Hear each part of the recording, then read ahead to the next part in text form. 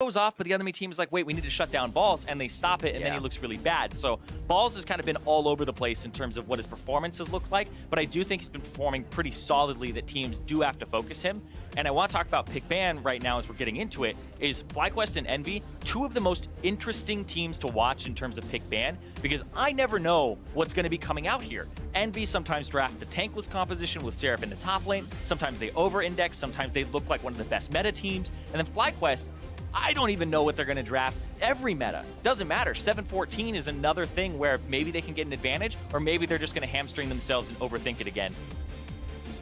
Seeing that they do pick all that aggression, try to get ahead of the game early. We kind of saw the same thing just between TSM last game as they played Echo Fox.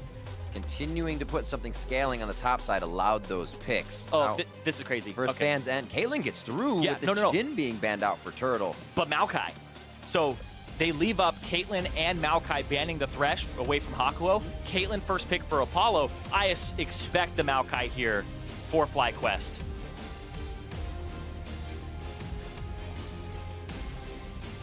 Will they take Mao and Cho? It's locked in. Can still be.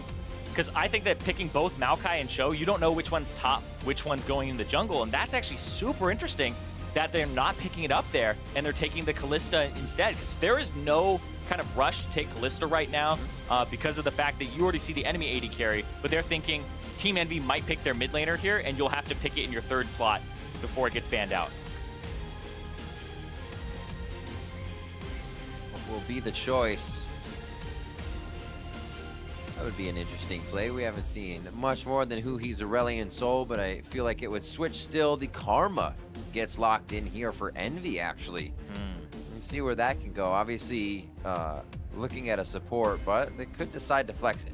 Yeah, Hakuo's always kind of struck me as that lane dominant support, right? He loves playing Karma with Ignite or Thunderlord. Right. And even when he would play Rakan, it was Thunderlord's Rakan. So trying to get whatever advantage you can there. And there's the Janna for Lemonation, who already got a player of the game on it yesterday, I believe. Yep, shield on shield. That was actually a very long game, but towards the end, he was keeping Moon alive on this Cho'Gath. That's actually what really helped them to scale into a position where they could walk over the opposing team.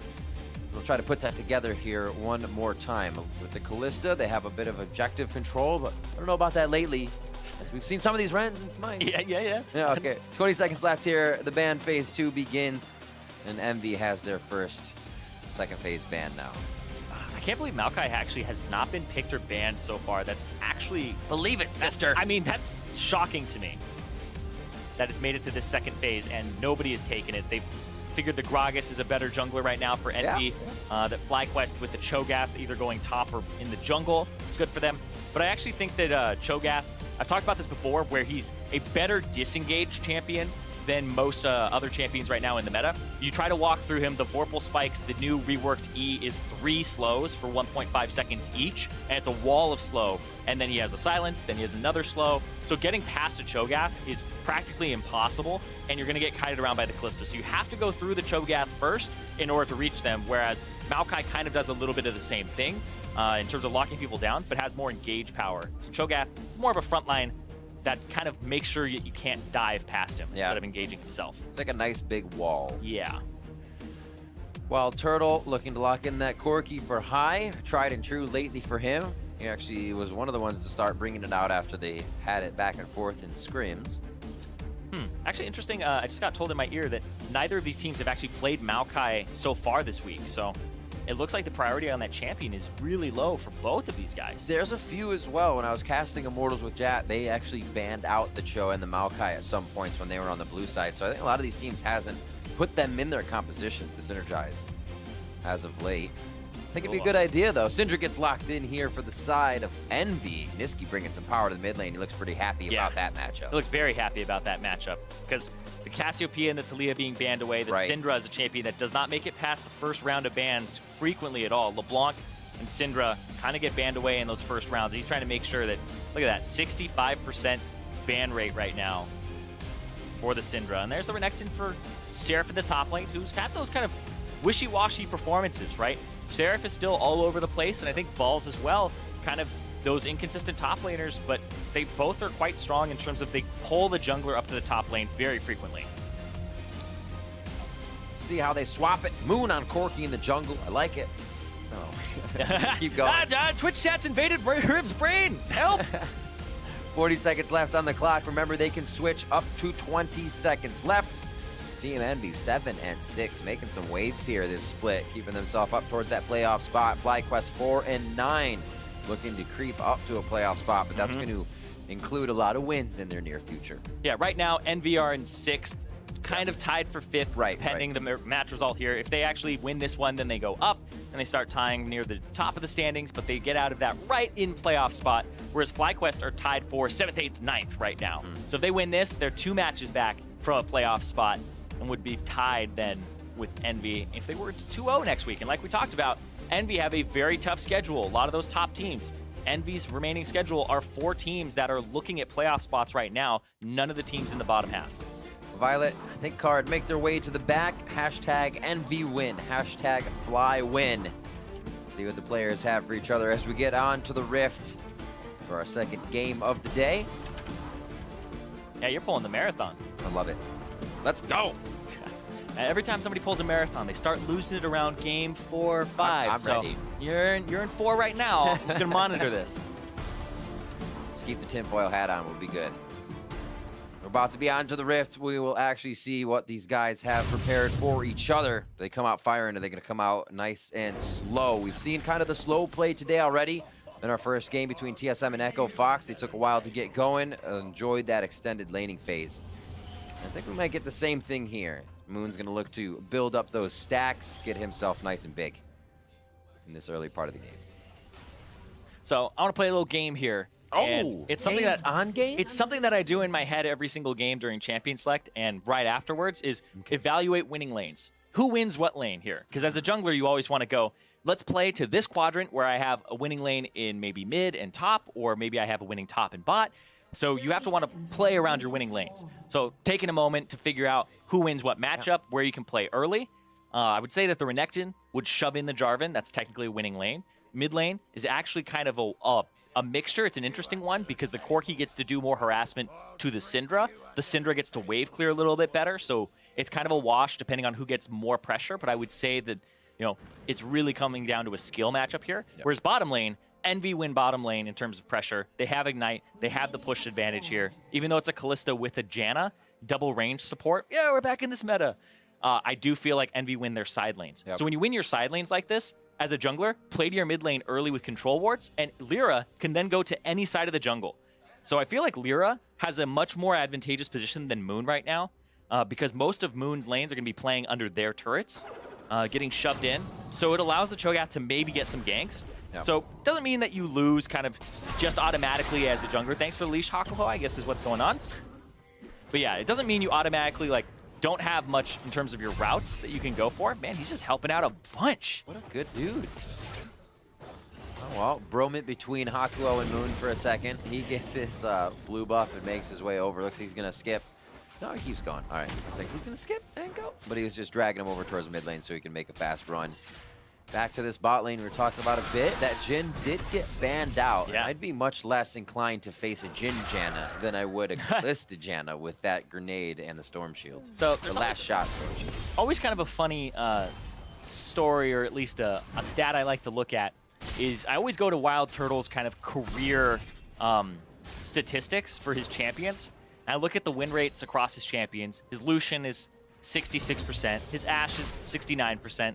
His Sivir is 78%.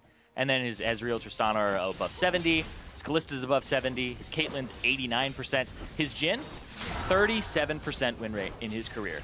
So I actually feel like Wild Turtle's Jhin is not that powerful from a career standpoint in terms of win. Of course, that's results-based analysis. For sure. But compared to all of his other champions that are above 60% win rate, it's actually pretty incredible that he's pulling bans on this champion. But he has been performing well lately. That's the big thing, is he almost won some games by himself against Immortals. Before that, Wild Turtle was picking up, I believe, 3 to 4 player of the games just a few weeks ago.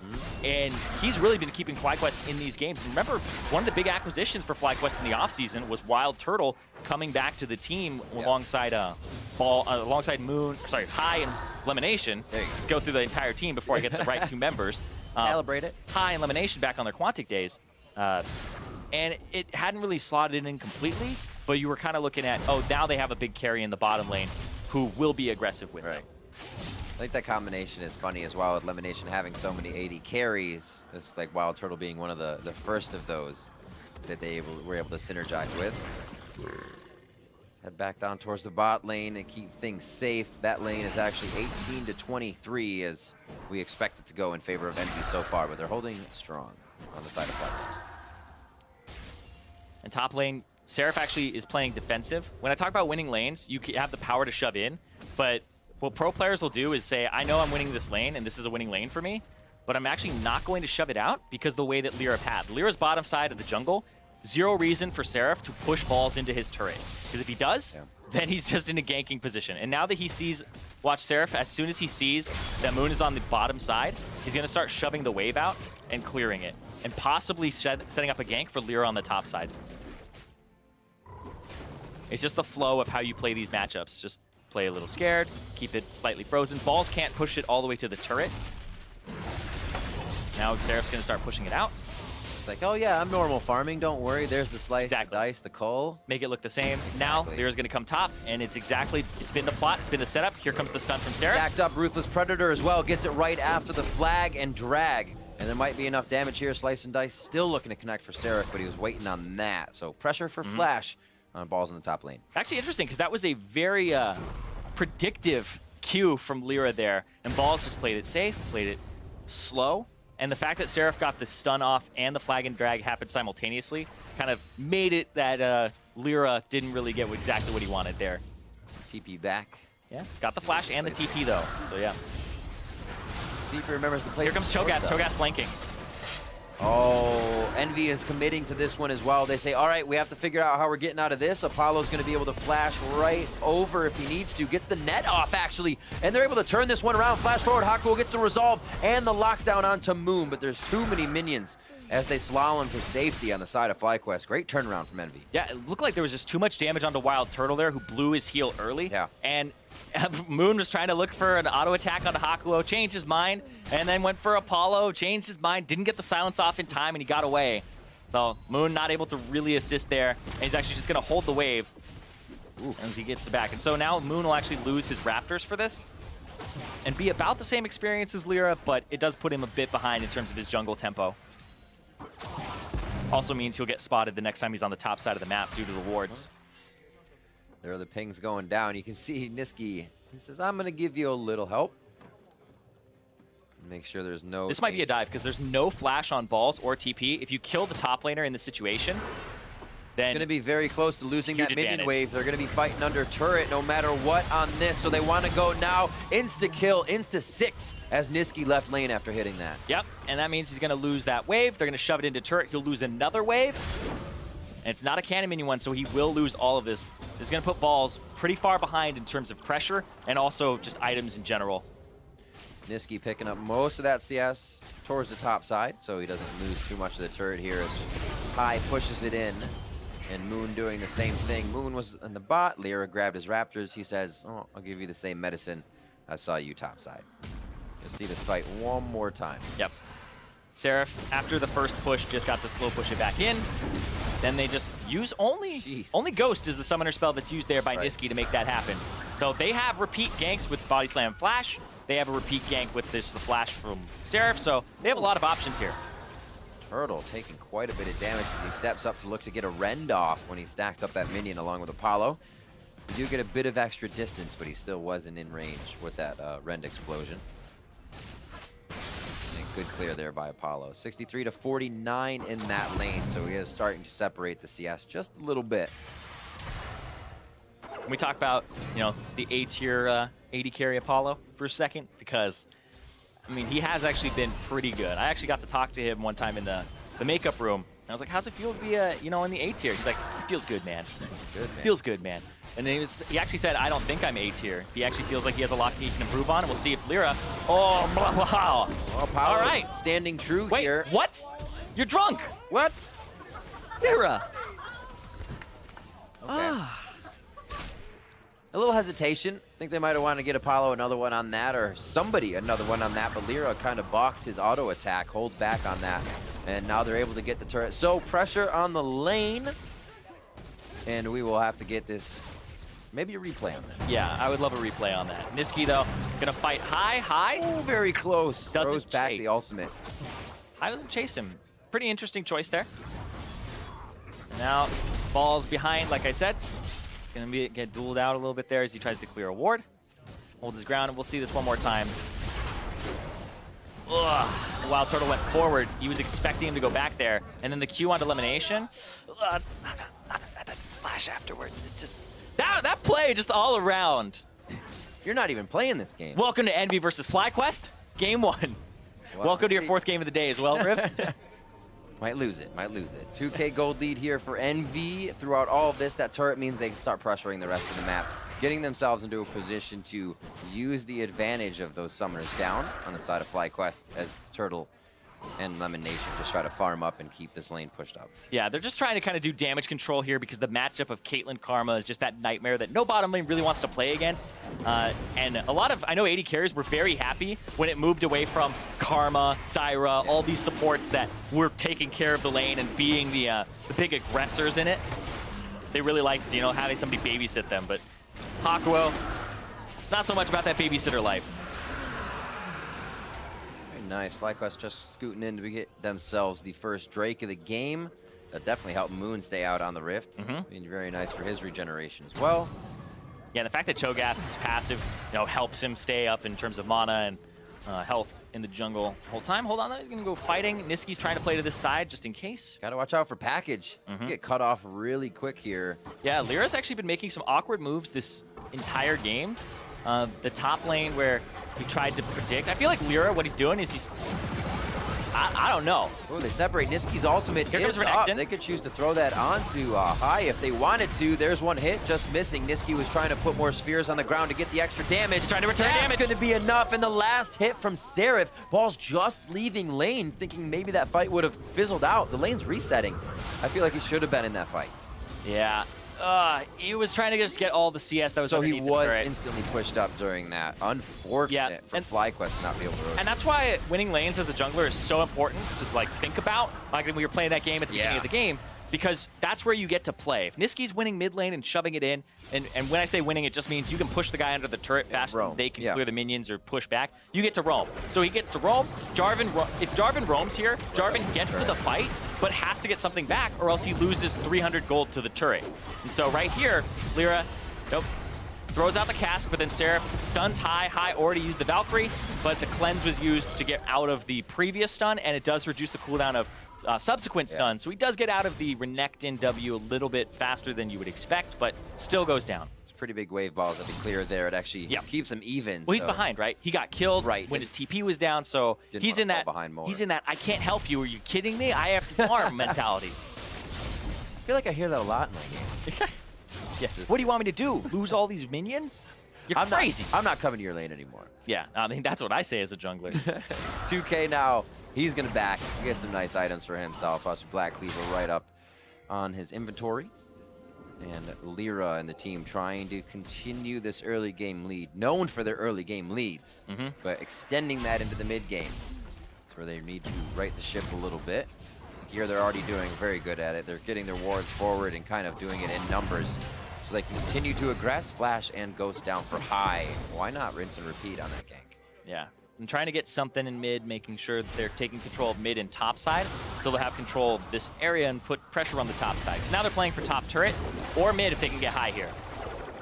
Scatter, no, it's just the ultimate. High's able to get himself the safety on this. That Hex Drinker early buy is huge for him right now. Yeah, pretty much a necessity against Syndra as Corki.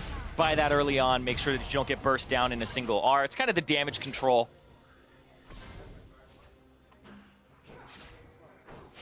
Waiting for what the pressure will be next. Wild Turtle gets the farm out on the top side. This is great for him. Almost that their turret went down so they could get out of that laning phase, stop being poked out.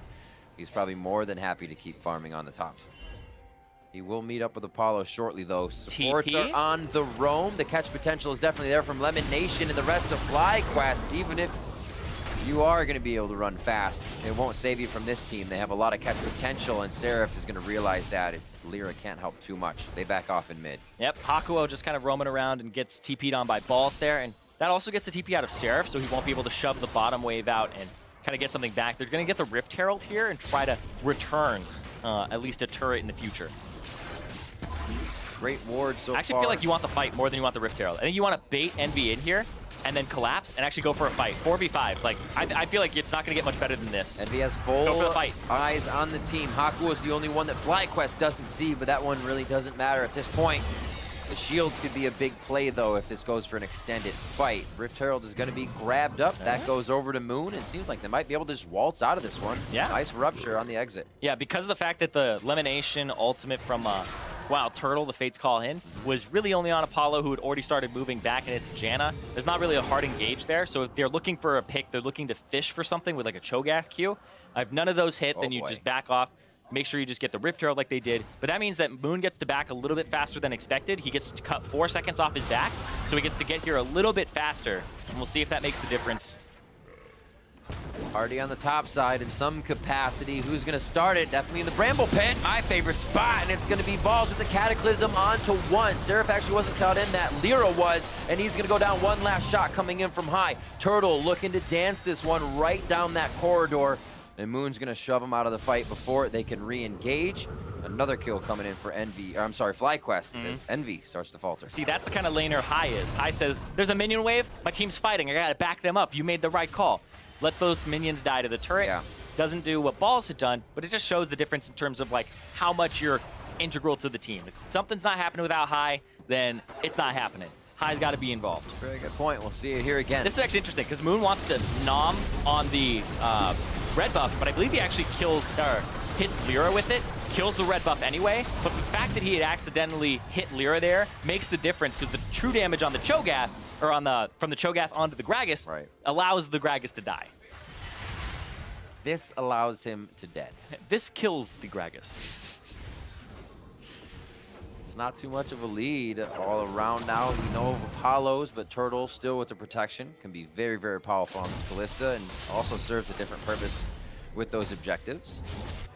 And just map control as Ocean Drake alive once again. FlyQuest to get this could just hang out all day and continue High, able to pressure with missiles, and the rest of the team just regenning as they mill about the map. Yeah, Wild Turtle kind of dealing with a bottom lane wave right now. Power spike for Apollo, and kind of the rest of the team now as they're hitting some of those big items. So you have 2 magic penetration items from Niski, so he's in a really good spot with his Lost Chapter on top of that.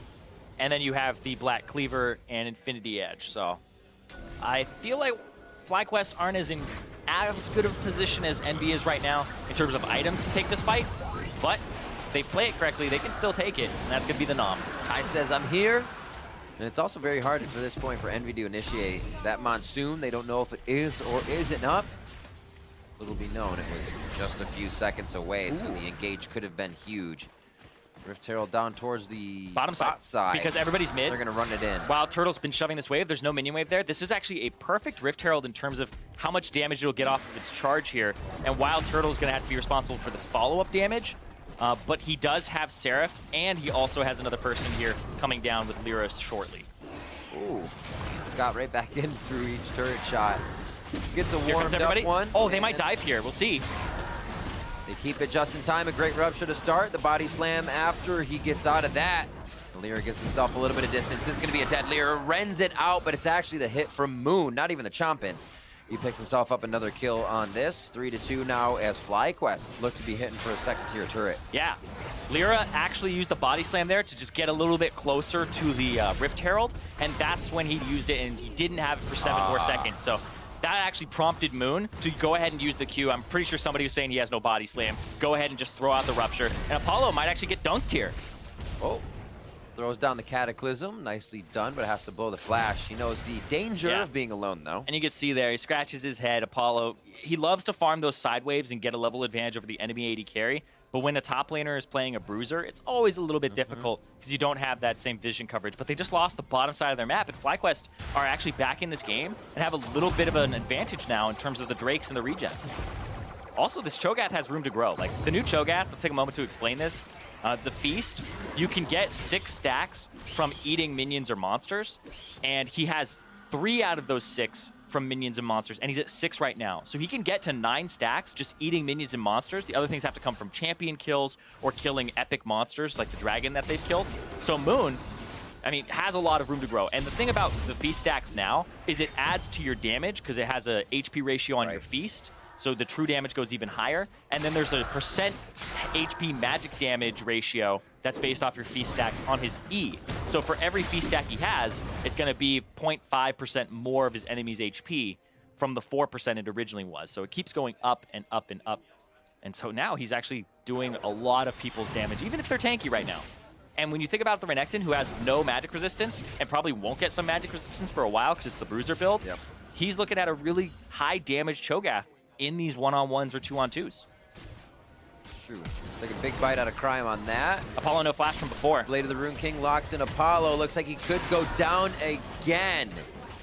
And trying to just get out of lane. He wasn't even at really that scary of a spot, but FlyQuest had it on their plate. They're going to prioritize that target, and now Envy has to scramble to recoup. This leaves High open in mid, and Balls is still ready to push that with him. They may be able to grab a bit here. You don't want to actually go for something too heavy here. You have to sack that turret because the risk of defending this means Baron in 8 seconds, you lose this turret, you lose your anybody else on top of Apollo. You're probably going to go for a Baron here, especially when they feel comfortable with the Cho'Gath. Oh, Lyra close. Doesn't even need to help the team as they grab a kill. Balls goes down. A little bit of an answer here from Envy, as they're not letting things go without a fight. Yep, just making sure that they can trade back 1-for-1. Right now, it's kind of like Niski pulling his team alongside Seraph. These two guys, everybody else on the team is kind of just picking up farm where they can. They tried to make some moves early with Lyra. People are getting caught out, and that's what this game is a lot of catches. Hakuo got caught around this area. Apollo got caught twice on the top side due to rotations. And so Niski is kind of trying to do the catching himself. Whereas Fly, trying to set up, trying to make those picks happen with the long-range Rupture. Oh man, another Ocean Drake if FlyQuest get this. They're Basically, swimming in Ocean Drakes. Everybody's got a Warmogs or something as they run around the map. Feels good. I get that. I got that reference. I get that. I get that. I understood that reference. This does not look like a very healthy turret. Storm Shield or not, that means that's not damage for Turtle. But it does help stave off a little bit. The roam up for Moon's going to be late. What? Lemon. Wait, he blocked it for Turtle. And shielded Turtle. Yeah, just in case.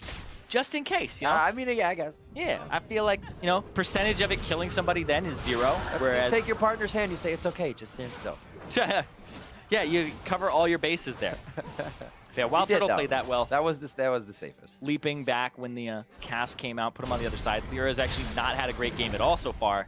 And is this the beginning of a slump? Because no, I mean, Lyra slumping, right? It's like not really something that you say too much, but he does have a team that has been performing better and better in terms of individuals. But is it a slump, or is he not marking people with javelins and pouncing on their faces? Trying too hard? I don't know. But I definitely think like the tank meta is gonna put a little bit of a burden on Lyra because he loves to carry, right? He's played the Elise particularly well, the Lee Sin, the Nidalee, right? For sure. Lyra's always kind of thrived in those metas, kind of like Mike Young, where you can carry your team. And so the dynamic of the patch on 7.14, you do have to shift a little bit of where you play to or how you play the jungle here. One of the reasons I've been able to climb in solo queue is because I don't have to play the carries anymore. It's kind of, doesn't take away the all-star power, but there aren't as many avenues to create all-star power with a champion like Cho'Gath. Yeah, on the Nidalee, on the Lee Sin, when you're hopping around, you can do that. But you said it's a little tempered. Exactly, and there's like different takes on it too, right? Because some teams are saying that you lose too much tempo if you play a tank jungler, whereas we're seeing teams play, like Echo Fox is playing Lee Sin, we're seeing Elise, Contract's playing Kayn, we're seeing the carry junglers, or the early game tempo junglers, still have a place against tank junglers. But the fact that like Maokai went unpicked or banned, like nobody's playing that top for heavy engage or playing it in the jungle, just means that these two teams are kind of electing for, you know, we're playing carry junglers, but we're not playing like the same tank junglers as everybody else is. We're gonna play like the Cho'Gath here, which is a little bit common, but I would say that the Gragas and the Cho'Gath right now, not gonna emphasize like the carry of carryability. I don't know exactly where I was going with that. I'm gonna stop right there, cut myself off. There's a dragon. Yeah, there's a third ocean drake. Third ocean drake. When you just have so much ocean, you need another, and that's the max amount you can get in one game. It's pretty salty. Yeah, I mean, is there a special effect for the ocean drake when you have 3? Because I know when you have the cloud drake, you get that little trail behind you. Sonic booms. Yeah, I wish it was the old green dead man's plate effect that used to be there. That was super good. But now I think it's just like a bunch of bubbles, right? You get like a bunch of bubbles every intermittently. Like, sea bubbles. Every now and then. Every now and then. Splash.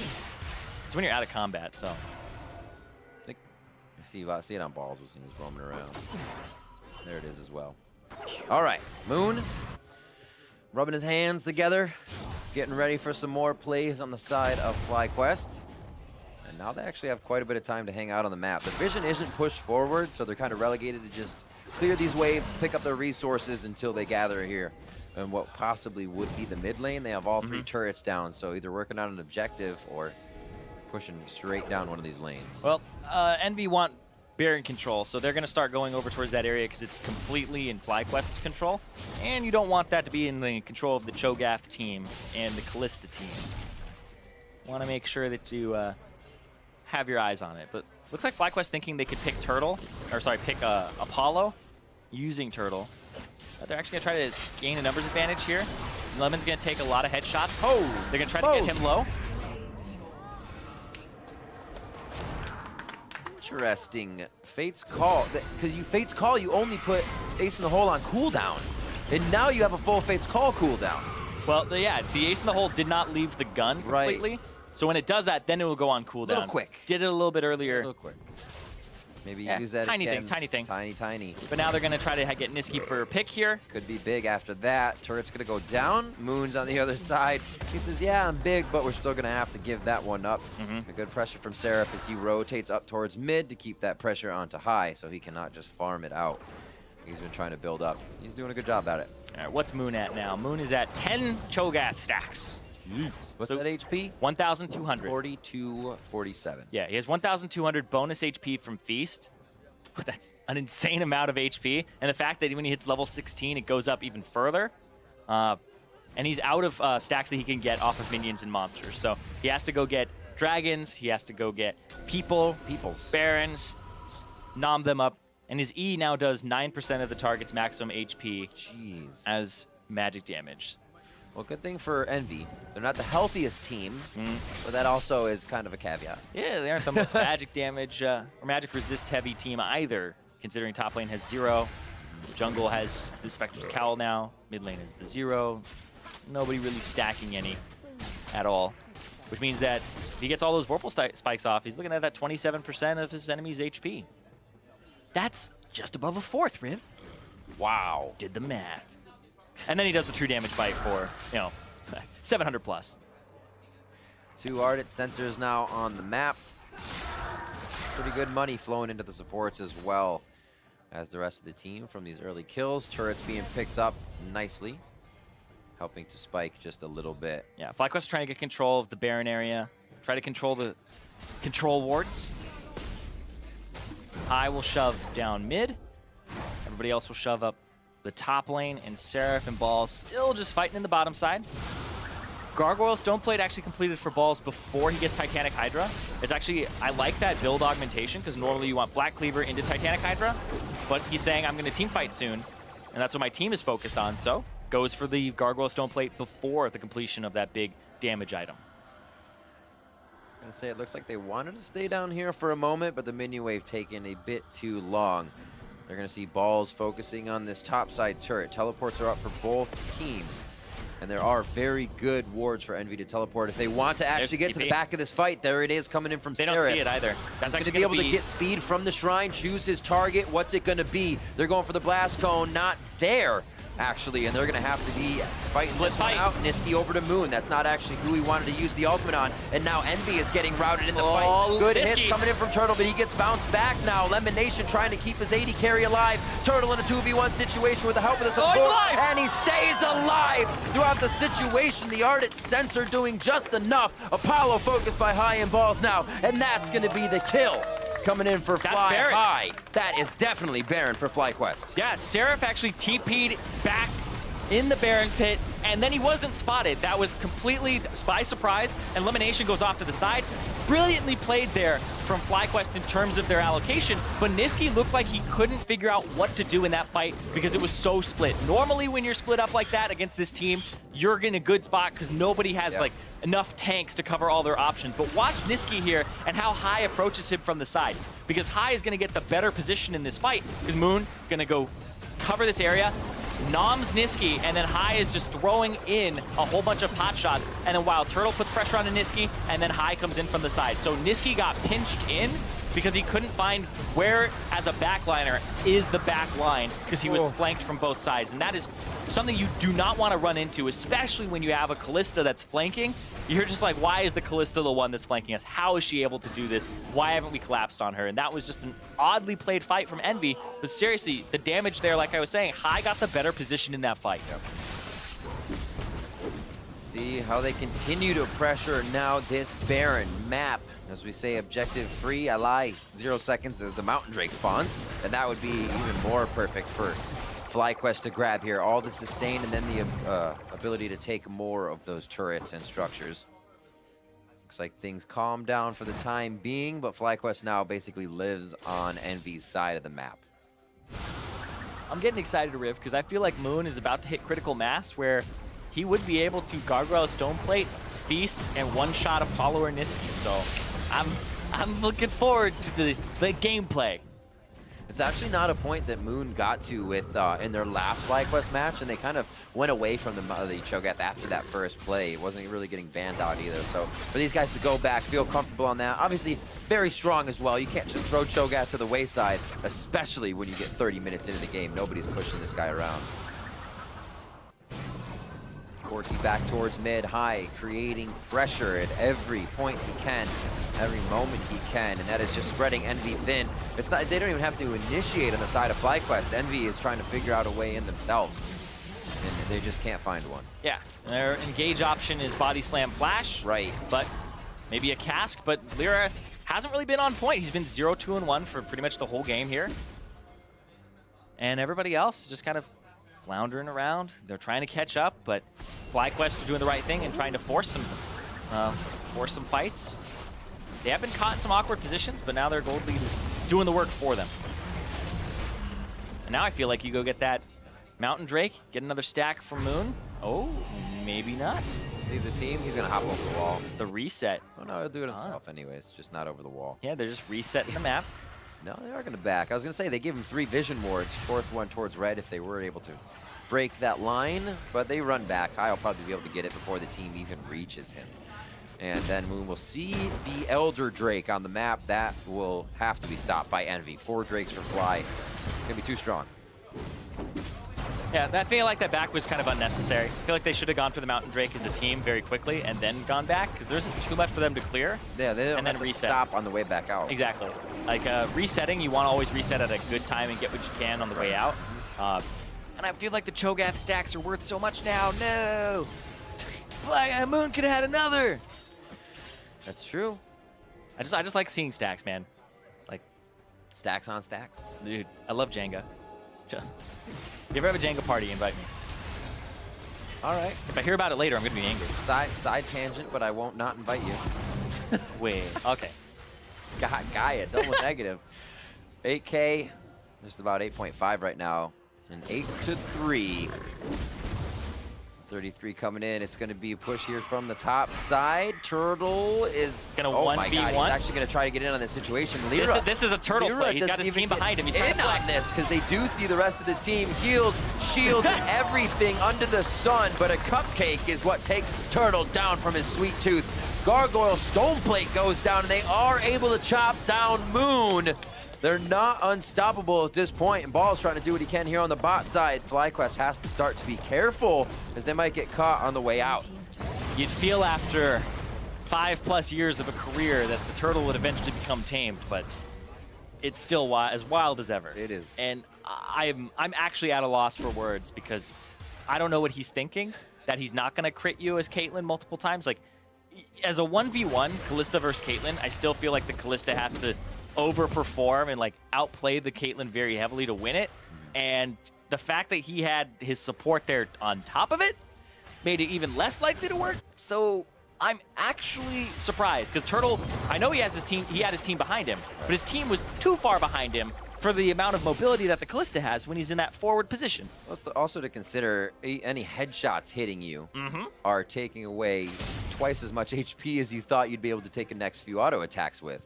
So you really don't consider. You also don't know when that's coming up for Apollo. Would it be the first, or does he get two out of these situations? Yeah. We'll actually see here. Oh, he gets movement speed away. He gets Eve. He gets rooted here. And then pop, pop, pop. Oh, he goes back on it. And even then, he went back on crap. And then he would have crit him afterwards and hit him with that. Yep. I know the Janna's behind him, but like, Janna passive lets you run backwards, not forwards. That actually just kind of took some of the wind out of the sails. Really on this wind stuff today. Wind and ocean. Oceans, winds. It's a beautiful day here at the studio. I got a song stuck in my head now. I don't know that song. It's a beautiful day. Oh, right now. Yeah, of course, I get it. Of course, I thought you meant ocean winds. No, no, no. Oh, wow. But Baron up in 58 seconds. Fly still have control of the game, but they don't have the same tempo or momentum. They do have the mid lane control and the push. But yeah, I feel like FlyQuest are still in a great position now because when we talk about scaling, like the Cho'Gath kind of infinitely scales with his stacks. The Kalista actually does scale a bit in terms of she's harder to kill. You need enough burst damage to kill her. But I do feel like Envy, better scaling, a little bit behind, but still I would say better scaling in terms of the Syndra. The Corki is crazy though. Corki, you know what? I'm evaluating this as I go. Corki with an Ardent Sensor. This is actually getting pretty ridiculous for FlyQuest. I like it. But he also isn't near that Ardent Sensor all the time, so he's got to be careful. Seeing 3 in mid. Beautiful job here by Fly, actually controlling the jungle. Envy doesn't have a quick path from lane to lane. They got to go all the way around town. And right now, they're just going to stay in the jungle. Yeah, 5 seconds on that Baron. They have the Kalista. They have the Cho'Gath. They have a Mountain Drake. They're already starting it. They're trying to get high in return for it. It's going to be hard to catch him. He just took everything. There. Oh, Moon trying to get to the back line. Watch out for the dinosaur. He's on every line. He is on the front and the back. Seraph taking quite a bit of damage. Niski now in the middle of the fight. He is back to back with balls, and he goes down. Both of them actually fall at the same time. Moon's able to get one of those chomps down, and now they're on to Lyra. Right into the face of Moon. Tries to flop back to give Apollo more space to work, and his desk is set up. Does he get the kill, though? Signs off on one. No, he doesn't get the shot. Balls breaks vision, and the quadra kill coming in for high on Corki. Yeah, they just get to play the team fight out the way they want, and that is most likely going to be game here for FlyQuest. Right through. I don't even know if they need minions. They have Moon. That'll just, the minions will help the turrets, which probably will be necessary, but 20 seconds, I should say, are the fastest spawns here with Niski and Hakuo, and that's not going to be enough damage. It's too much single target. They're going for the Nexus turrets, and FlyQuest getting very big on this one, 13-5 with a 9,000 gold lead start of the Nexus, and they will drop it 37 minutes in, taking game 1. Feel like that's a FlyQuest win that FlyQuest fans are known for. It's just like, all right,